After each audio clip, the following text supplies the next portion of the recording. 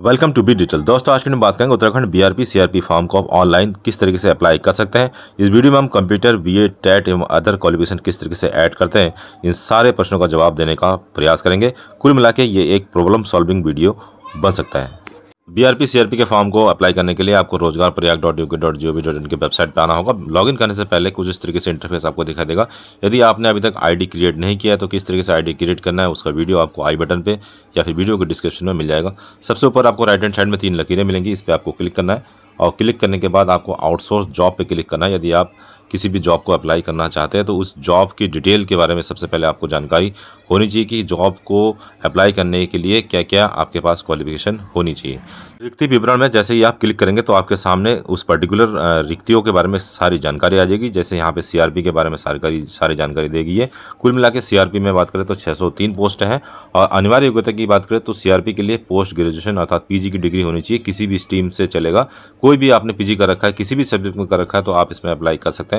इसके अलावा ग्रेजुएट और बीएड की डिग्री होनी चाहिए आपके पास, प्लस जो सबसे मेन है कंप्यूटर कॉम्पिटेंसी। ये एक कीवर्ड्स है, ये कीवर्ड्स को भी आपको सेलेक्ट करके इसके बारे में सारी जानकारी देनी चाहिए। कंप्यूटर कॉम्पिटेंसी में आपको एमएस ऑफिस, एमएस एक्सेल की जानकारी होनी चाहिए, प्लस 3 महीने का कम से कम सर्टिफिकेट कोर्स होना चाहिए। 3 से लेकर 1 साल का कोर्स यदि आप उसके बारे में जानकारी देंगे तो आपका फॉर्म अप्लाई हो सकता है। इसके अलावा सर्टिफिकेट जिसमें आवश्यकता नहीं है, यूटेट, सीटेट और कोई भी इसमें से टेट हो तो इसके बारे में भी आपको अपडेट करना होगा। कोई भी एक सीटेट या यूटेट की आवश्यकता इसमें पड़ेगी।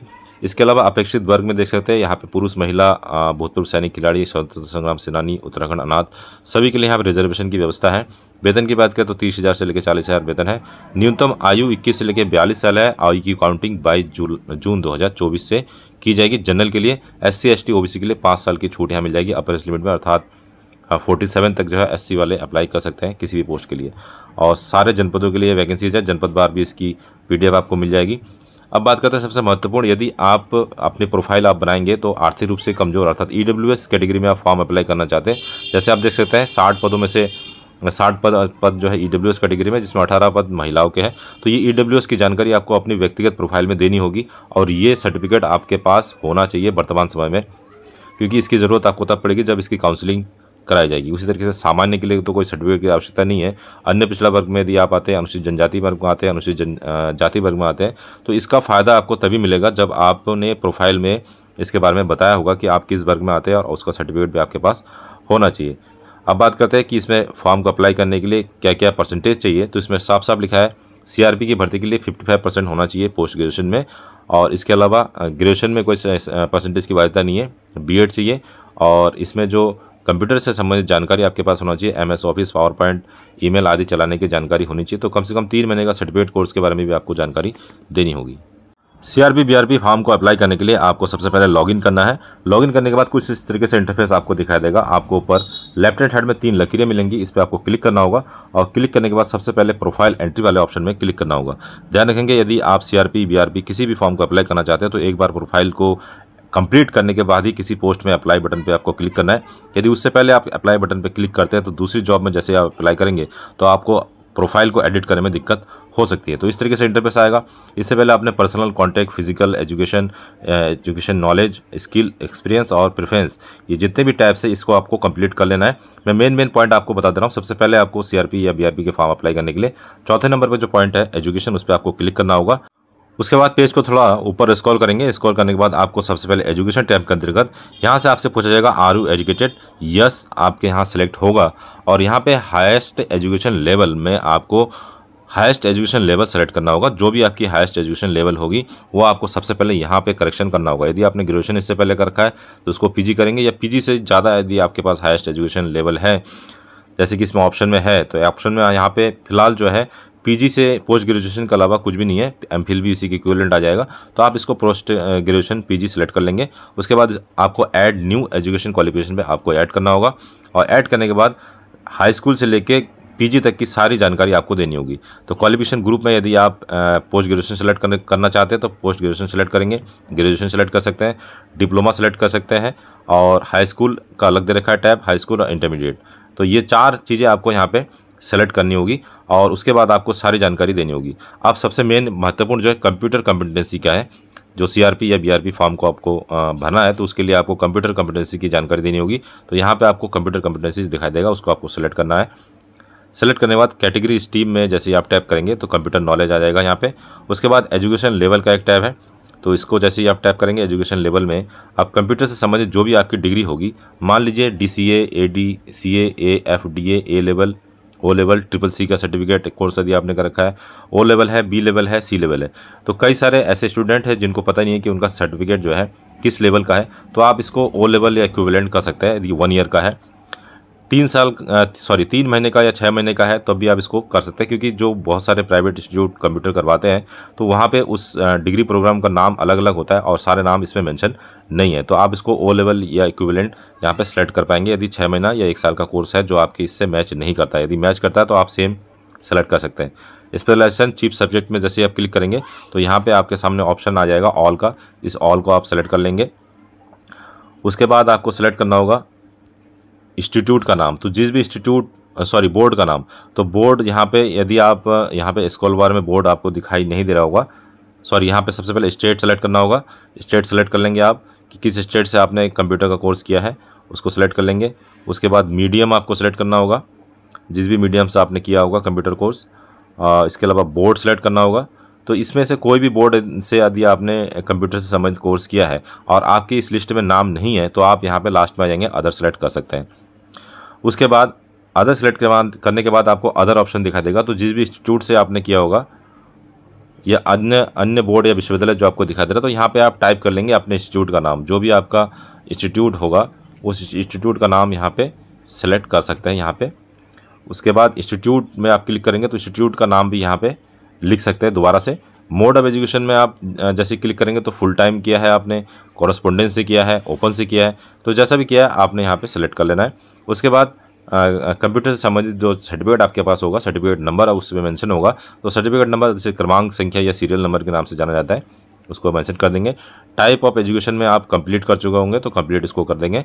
उसके बाद आपसे ये पूछा जाएगा ईयर ऑफ पासिंग मंथ, कौन से ईयर में आपने पास आउट किया है, तो आपको अपने जो सर्टिफिकेट है उसमें सारी जानकारी मिल जाएगी। ईयर ऑफ सेलेक्ट करेंगे कौन से ईयर में आपने किया है, तो इसको आप ईयर भी सेलेक्ट कर सकते हैं। फिर आपको ग्रेड के बारे में जानकारी देनी होगी, ग्रेड है या परसेंटेज है, तो कंप्यूटर का नॉर्मली ग्रेड ही होता है, तो ग्रेड सेलेक्ट कर लेंगे। उसके बाद ग्रेड के अंतर्गत जो है आपने सर्टिफिकेट में जो भी आपका ग्रेड लिखा होगा उसको आप सेलेक्ट कर लेंगे। उसके बाद आपको सेव ऑप्शन पे क्लिक करना है। तो सेम इसी तरीके से आप हाई स्कूल से लेके PG तक के क्वालिफिकेशन को यहाँ पे अपडेट कर सकते हैं। फिर आपको सेव ऑप्शन पे क्लिक करना होगा। यदि आप सही से इस जानकारी को फिल करते हैं तो आपके सामने कुछ इस तरीके का मैसेज आएगा, योर इन्फॉर्मेशन सक्सेसफुली सेव्ड। आपको ओके बटन पे क्लिक करना होगा। इसी तरीके से आप पोस्ट ग्रेजुएशन की डिटेल जानकारी दे सकते हैं। पोस्ट ग्रेजुएशन में आपने कौन सा डिग्री या डिप्लोमा किया है, यहाँ से आप सेलेक्ट कर सकते हैं। पोस्ट ग्रेजुएशन सेलेक्ट करने के बाद आपका आर्ट्स है, नर्सिंग है, पैरामेडिकल है, जो भी आपका पोस्ट ग्रेजुएशन है, तो आपको यहाँ पे सेलेक्ट करने का ऑप्शन मिल जाएगा। उसको आप अपने हिसाब से सेलेक्ट कर लेंगे, जिस भी से आपने पोस्ट ग्रेजुएशन किया होगा। यदि ऑप्शन में नहीं है तो आप अदर सेलेक्ट कर सकते हैं। उसके बाद एजुकेशन लेवल में आपको सेलेक्ट करना है कि आपका एजुकेशन लेवल क्या है, तो आर्ट्स वाले तो यहाँ MA ऑप्शन आएगा। स्पेशलाइजेशन चीफ सब्जेक्ट में आपका MA में जो भी चीफ अर्थात मेन सब्जेक्ट होगा उसको आपको स्क्रॉल बार की सहायता से यहाँ पे फिल कर लेना है। आपको अपने राइटिंग में इसको नहीं लिखना है, बल्कि ये जो बॉक्सेस आएंगे इस बॉक्सेस में से एजुकेशन का जो सब्जेक्ट है उसको आपको सर्च करना है और उस पर चेक बॉक्स लगा देना है। हाई स्कूल से लेकर PG तक की सारी डिटेल फिल करने के बाद आपको दोबारा से चेक करना है कि आपने जो भी डिटेल जानकारी यहाँ पे दी है वो कहीं मिसमैच तो नहीं है। यदि आपने किसी भी क्लासेस की जानकारी मिसमैच की है तो आपको एक अपडेशन का ऑप्शन यहाँ मिलेगा राइट हैंड साइड में। अपडेशन इसको कर सकते हैं। अपडेशन के बाद भी वो रिमूव नहीं होता है तो आपको यहाँ पे रिमूव ऑप्शन मिल जाएगा। रिमूव ऑप्शन करके आप उस क्लास की पर्टिकुलर जानकारी को डिलीट कर सकते हैं। उसके बाद दोबारा से आप ऐड न्यू क्वालिफिकेशन में जाके उस जानकारी को दोबारा से फिल कर सकते हैं। अब सीखते हैं किस तरीके से आप B.Ed के क्वालिफिकेशन को ऐड कर सकते हैं। तो उसके लिए ऐड न्यू क्वालिफिकेशन में आपको दोबारा से टैप करना होगा और टैप करने के बाद क्वालिफिकेशन ग्रुप में आपको यहाँ पे सेलेक्ट करना होगा ग्रेजुएट को जैसे आप सेलेक्ट करेंगे उसके बाद आपको कैटेगरी में यहाँ पे सेलेक्ट करना होगा एजुकेशन का एक ऑप्शन आपको दिखाई देगा। एजुकेशन में सेलेक्ट करेंगे। एजुकेशन सेलेक्ट करने के बाद आपको एजुकेशन लेवल सेलेक्ट करना होगा और एजुकेशन लेवल में आपके सामने B.Ed से संबंधित जितनी भी डिग्रियां हैं आपको यहाँ पे दिखाई देंगी। तो B.Ed का जो ऑप्शन है वो आपको नीचे से थर्ड वाले ऑप्शन में B.Ed ऑप्शन दिखाई देगा, इसको आपको सेलेक्ट करना होगा। उसके बाद स्पेशलाइजेशन या चीफ सब्जेक्ट B.Ed में जो भी आपके सब्जेक्ट थे लास्ट ईयर में, तो आपको यहाँ पर अपने मार्कशीट के रिकॉर्डिंग जो है सब्जेक्ट यहाँ पे चूज़ कर सकते हैं। जितने भी 4 या 5 या 6 जितने भी सब्जेक्ट हैं आप यहाँ से चेक बॉक्स लगा देंगे और सब्जेक्ट को चूज़ कर लेंगे। तो इस तरीके से बीआरपी सीआरपी के फॉर्म को अप्लाई करने के लिए आपको high school, BA, BEd, MA, intermediate और कंप्यूटर कॉम्पिटेंसी के अंतर्गत कोई भी एक कंप्यूटर कोर्स आपको सेलेक्ट करना होगा। उसकी जानकारी आपको देनी होगी। ध्यान रखेंगे इस रिगार्डिंग कोई भी डॉक्यूमेंट अपलोड नहीं होगा। डॉक्यूमेंट की ज़रूरत आपको तब पड़ेगी जब काउंसलिंग के लिए बुलाया जाएगा। उसके बाद दोबारा से आपको प्रोफाइल वाले ऑप्शन में आ जाना है और उसके नीचे आपको 6 नंबर पे स्किल का एक ऑप्शन मिलेगा। स्किल वाले ऑप्शन पे आपको टैप करना होगा। यहाँ से आप सीटेट या यूटेट को सिलेक्ट करेंगे, तब जाके उसके बाद ही आप सीआरपी या बीआरपी के फॉर्म को अप्लाई कर सकते हैं। तो यहाँ पे आपको फीस को दोबारा से नीचे स्क्रॉल करना होगा। यहाँ पे आपके सामने स्किल के अंतर्गत जो भी आपने टेट का रखा है, यूटेट, सीटेट या सीटेट सेकेंड, कोई भी एक टेट यहाँ मैंडेटरी है, तो जो भी आपने कर रखा है उस पर आप चेकबॉक्स लगा देंगे। उसके बाद यहाँ पे सेव ऑप्शन पे क्लिक कर देंगे। फाइनली सारी जानकारी फिल करने के बाद आपको दोबारा से personal, contact, physical, education knowledge, skill, experience, preference और डिक्लेरेशन, इन सारे टैब को क्लिक करना है और सब में एक बार अपनी भरी हुई जानकारी को रीचेक करना है। उसके बाद ये आप अप्लाई बटन पे क्लिक करेंगे तो बेहतर रहेगा। अब बात करते हैं जॉब को किस तरीके से अप्लाई करना है। तो 3 लकीरें आपको फिर दिखाई देंगी, उस पर आपको क्लिक करना होगा और अप्लाई फॉर जॉब्स ऑप्शन आएगा, उस पर आपको दोबारा से क्लिक करना होगा। आपके सामने आउटसोर्स नौकरियों को फिल्टर करने का ऑप्शन आ जाएगा। यहाँ पे विभाग सबसे नीचे आपको दिखाई देगा, उस पर आपको क्लिक करके सबसे नीचे आ जाना है और विभाग के अंतर्गत आपको यहाँ पे राज्य परियोजना कार्यालय समग्र शिक्षा उत्तराखंड सेलेक्ट करना है। फिर खोजे वाले ऑप्शन पे आपको क्लिक करना होगा। इसके साथ ही आप देखेंगे सबसे पहले ही सीआरपी के फॉर्म आपके सामने ओपन हो जाएंगे। यहाँ पे आपको आवेदन करने के लिए एक टैब मिलेगा, आवेदन करें, इस पर आप टैप कर सकते हैं। जैसे ही आप आवेदन पर में टैप करेंगे तो आपके सामने कुछ इस तरीके से इंटरफेस दिखाई देगा। मैं आपको लाइव दिखाने की कोशिश कर रहा हूँ कि क्या ये दिखाई देता है।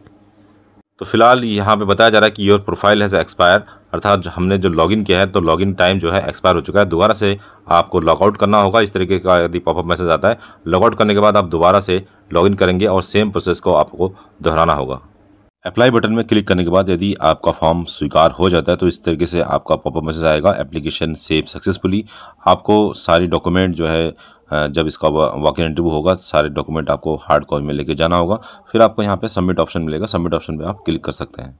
यदि आप सीआरपी बीआरपी के फॉर्म में आरक्षण का लाभ लेना चाहते हैं तो आपको पर्सनल वाले ऑप्शन में जाके इसको सही से भरना होगा। जैसे वहाँ पे जब कास्ट पूछा जाता है तो यहाँ पे आप अपना कास्ट की सारी जानकारी सही से फिल करेंगे। यदि आप एससी है तो एससी के में सेलेक्ट करेंगे, जनरल है तो जनरल सेलेक्ट करेंगे, शेड्यूल ट्रिब्यूट सेलेक्ट करेंगे। इसके डॉक्यूमेंट अपलोड नहीं होंगे, लेकिन जब वॉक इन इंटरव्यू होगा तो उस समय आपको ये डॉक्यूमेंट लेके जाना होगा और उसी के आधार पर आपके सिलेक्शन के चांसेस भी बढ़ जाएंगे। इसी तरीके से यदि आप हॉरिजॉन्टल रिजर्वेशन का लाभ लेना चाहते हैं तो इसको भी आप सेलेक्ट कर सकते हैं, लेकिन आपके पास इस संबंधित डॉक्यूमेंट होना चाहिए। जैसे पिलवर का हॉरिजॉन्टल आरक्षण है, एक्स सर्विसमैन का है, फ्रीडम फाइटर का है, हैंडीकैप पर्सन, वुमेन्स और ऑर्फन का यहाँ पर हॉरिजॉन्टल आरक्षण के आधार पर बीआरपी सीआरपी की सीटों का वर्गीकरण किया गया है। इनमें से कोई भी डॉक्यूमेंट यदि आपके पास है तो यहाँ से आप इसको सेलेक्ट कर सकते हैं ताकि आपको हॉरिजॉन्टल रिजर्वेशन का भी फायदा मिल सके। फॉर्म को अप्लाई करने के बाद कई बार आपको कंफ्यूज भी हो सकता है कि आपने फॉर्म अप्लाई किया है, नहीं किया है, वेबसाइट ने स्वीकार किया है, नहीं किया है। उसके लिए आपको ऊपर डैशबोर्ड ऑप्शन मिलेगा, उस पर क्लिक करेंगे तो आपको इस तरीके का इंटरफेस दिखाई देगा, all jobs applied, outsource, appoint, interview और प्रोफाइल विजिट। तो यहाँ पे अप्लाइड आउटसोर्स वाले में आपको सी डिटेल का एक ऑप्शन मिलेगा, उस पर आपको क्लिक करना होगा। जैसा कि आप देख सकते हैं जिस भी आईडी से मैंने फॉर्म अप्लाई किया था वहाँ पे आपको सारी जानकारी मिल जाएगी। फिलहाल इस आईडी से राज्य परियोजना कार्यालय समग्र शिक्षा उत्तराखंड की ओर से नियोजक कंपनी अलंकृत लिमिटेड है और आवेदन जो हुआ है इस आईडी से 30/6/2024 को और पद का नाम है बीआरपी सोशल साइंस। तो इस तरीके से जितने भी पद पे आप अप्लाई करते हैं सारी जानकारी आपको यहाँ पे मिल जाएगी कि आपका आवेदन वेबसाइट ने स्वीकार कर लिया है। फॉर्म को अप्लाई करने के बाद एक लास्ट काम आपको और करना है, डैशबोर्ड में जाना है। डैशबोर्ड में जाने के बाद आपको इस तरीके से ऑप्शन दिखाई देंगे। यहाँ पे डिक्लेरेशन का एक ऑप्शन मिलेगा, उसको आपको टैप करना है और टैप करने के बाद यहाँ पे आपको ऑप्शन मिलेगा प्रिंट प्रोफाइल का और प्रिंट X10 रिपोर्ट का। तो प्रिंट प्रोफाइल वाले ऑप्शन में टैप करेंगे। यही प्रिंट आउट आपको लेके जब इसका इंटरव्यू कंडक्ट किया जाएगा तो इसी प्रिंट आउट को लेके आपको निर्धारित स्थान पर जाना होगा। इस तरीके से जितनी भी जानकारी आपने इस वेबसाइट को दी है सारे जानकारी को आपको पीडीएफ के रूप में यहाँ पे डाउनलोड कर लेना चाहिए। यहाँ पे प्रिंट का ऑप्शन मिलेगा और इस पर क्लिक करके जो है आप यहाँ पे पीडीएफ को डाउनलोड करके रख सकते हैं। तो इस तरीके से आप पीडीएफ को डाउनलोड करके भविष्य के लिए रख सकते हैं। तो दोस्तों ये था आज का वीडियो। इस वीडियो के रिगार्डिंग कोई और जानकारी आपको चाहिए तो हमें कमेंट कर सकते हैं या फिर वीडियो के डिस्क्रिप्शन में आपको हमारा टेलीग्राम या व्हाट्सअप का संपर्क शुद्ध मिल जाएगा, उसे भी ज्वाइन कर सकते हैं। मिलते हैं नेक्स्ट वीडियो में, तब तक के लिए अपना ध्यान रखिए। बाय बाय, जय हिंद, जय उत्तराखंड।